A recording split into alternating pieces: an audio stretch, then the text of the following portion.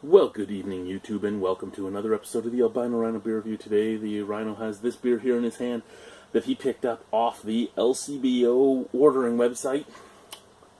This is from Brock Street Brewing in Whitby, Ontario. It is 4.3% alcohol by volume. I did not know they had a canning line until I bought this beer. This is Brock Street Blonde. It says down here, the most refreshing street in Canada. I don't know. I don't know if... You're a duck. Yeah. So, Brock Street Brewing Company.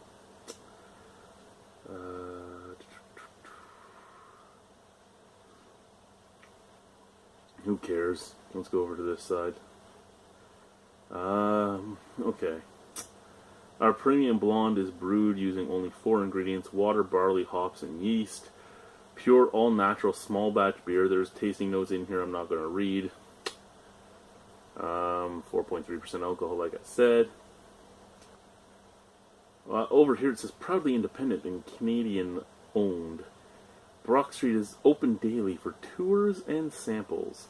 Follow us on Facebook and Twitter for menu, events, and product updates. News, events, and product updates.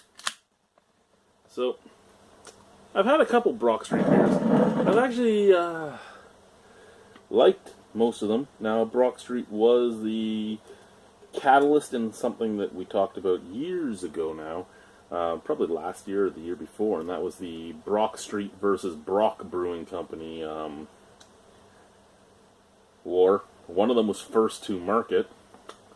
Well, one of them was first to register and go after its brewing manufacturing license, and the other one didn't even have its paperwork in, but it did. It was first to trademark, and I mean that's where trademark law came in, and I was making fun of.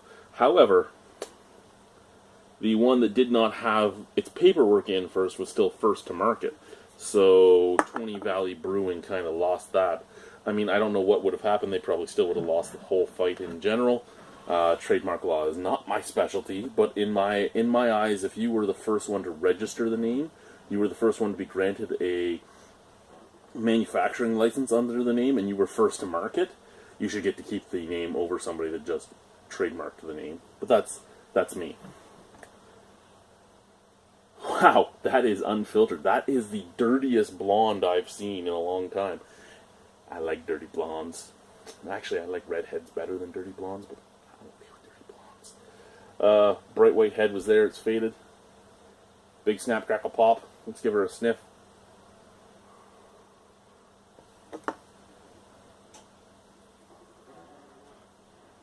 Okay, this has the smell of your average macro blonde. I mean, out of the glass, not really much at all.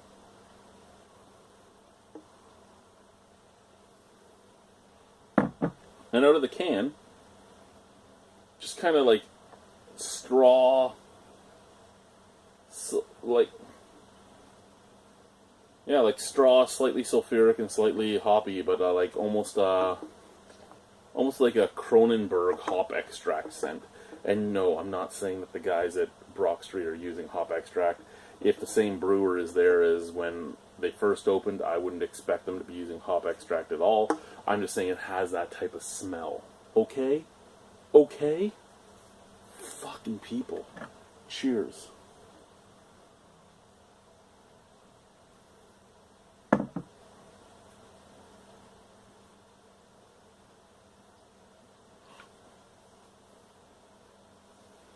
Okay. It's canned, so it shouldn't be a problem with the LCBO, but it could be. It's 4.3% alcohol, so it is low ABV, so it isn't as protected. But this has a slightly tart taste, as well as a slight diacetyl movie theater popcorn taste. I've only ever had that movie theater popcorn taste in one other beer from Brock Street of the 5 or 6 I've had, and that was their amber. No, their cream ale, their cream ale. So I don't know if they have a problem And that was brewed right from the brewery and brought to me, so it's not like it was in an LCBO for a while before I got it. Does this actually have a dating code?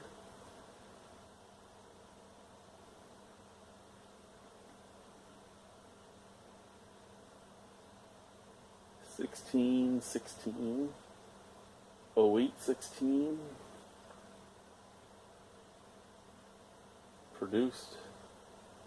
Yeah, I can't make out the month because it's on the fucking ridge.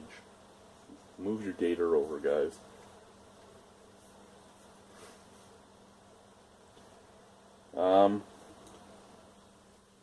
Yeah, I guess I should give it another sip. I'm not really wanting to, though. Yeah. Slightly tart. Almost Brett-like. Like funky tart. But slightly tart, slightly buttery, and then fades into just kind of an earthy hoppiness.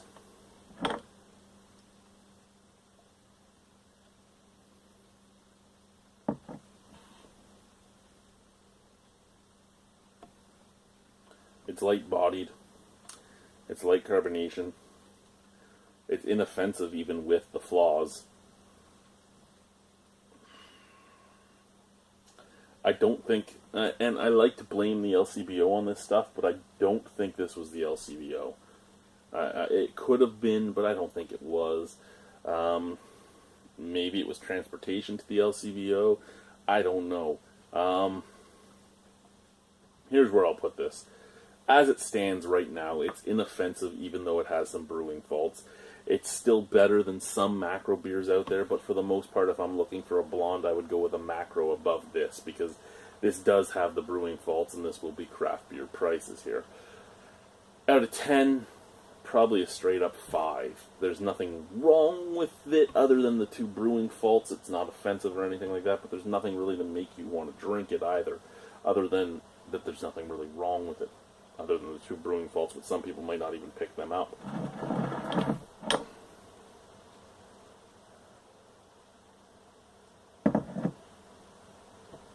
All I can really say about it is, if you get a chance to try this at the brewery, try it and tell me if it has the same type of flavors in it. I'm genuinely curious if it's a batch problem, or if it's a being sold through the LCBO problem. But like I said, I do not foresee that being the problem, because it is canned, it is slightly protected, it isn't getting any air to it, no oxygen is touching it. But I mean, it still could have turned once it's canned. But that's more rare. I mean, take Railway City, for instance. As soon as they started canning, their consistency problems were basically out the window. Anyway, guys, thank you very much for watching. Have a wonderful evening. Bye-bye.